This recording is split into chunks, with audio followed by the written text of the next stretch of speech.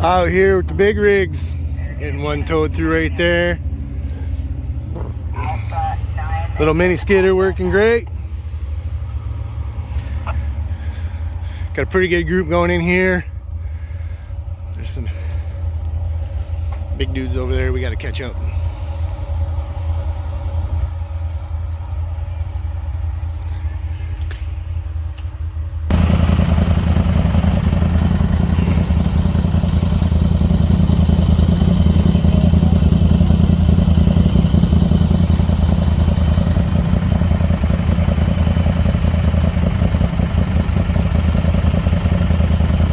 Nice little group.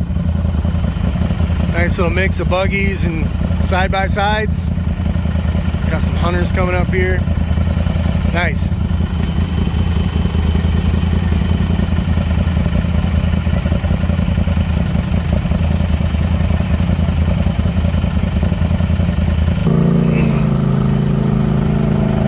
You guys get any birds?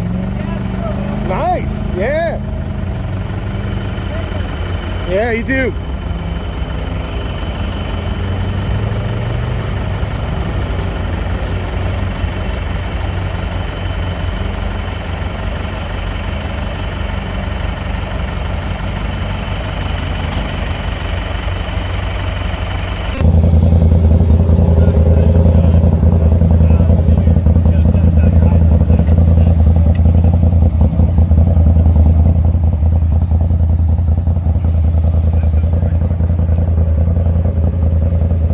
Yeah, it's gonna be a deep one.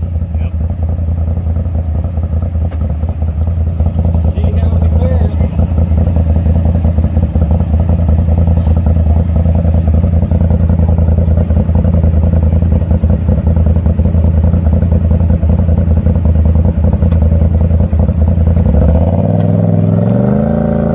I don't know what these side-by-sides are gonna do.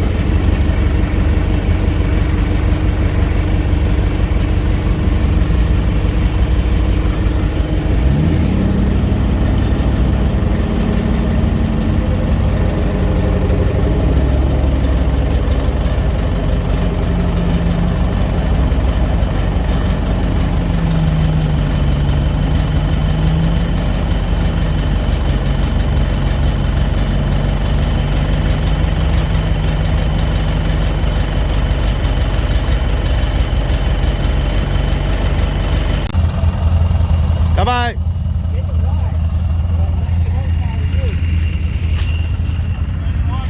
You got them stuck back there. Here they come. Oh, you got stuck way back there. Where you going, Ghosty? Wait up.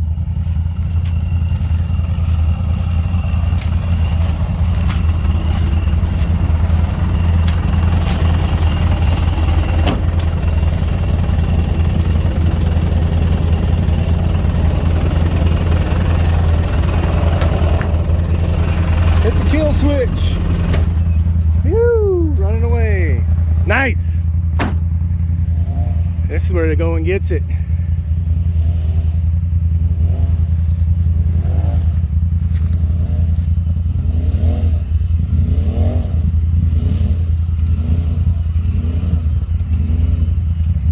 Winching off the big buggies. We're making good progress.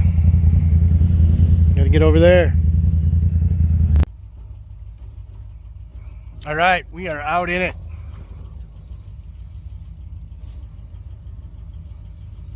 Floating good. Little buggy's floating. It's a floater, not a sinker. Frankie's stuck here. Got a rusted front axle shaft, so he's gonna winch to me. And then we got side-by-sides going to the other side. And then we got other buggies back here still in the woods. Oh, I got a goofy looking mustache too, look at that. All right, we're doing it. Got the big buggy coming back through.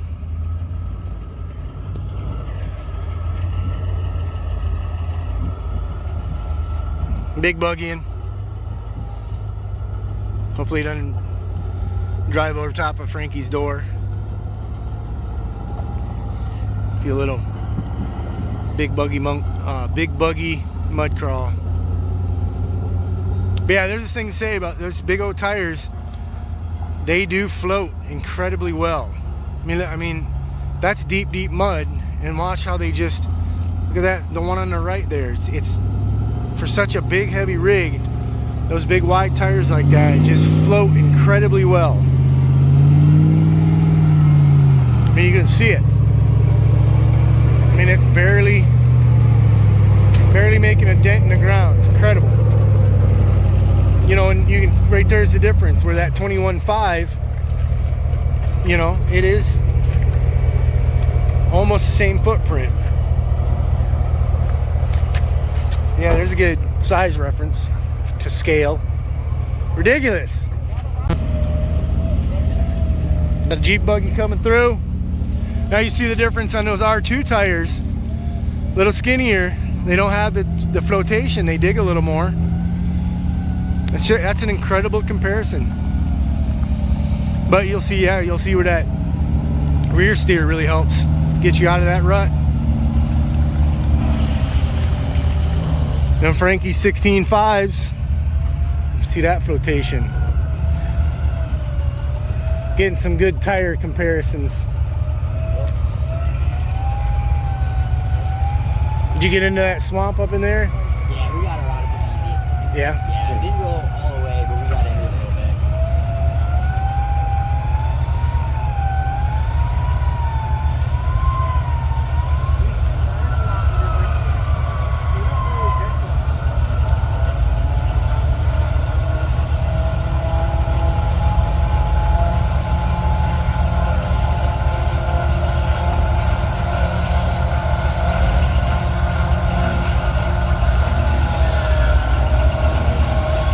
Get a shot of that good winch.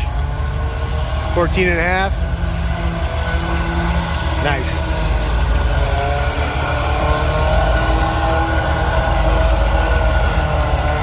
She's a puller.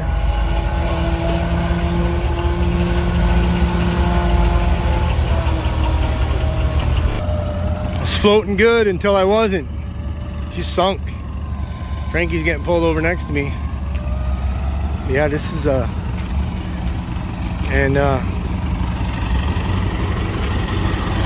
just pulling a tree over. I'm gonna have to get hooked to the bigger machine.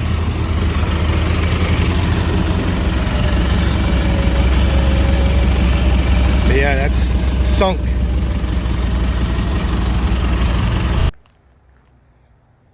Made it out of that last big swampy area there. No issues, just had to winch a few times to get out of that loose, torn up peat moss, muskeg. Wicked stuff once it gets tore up.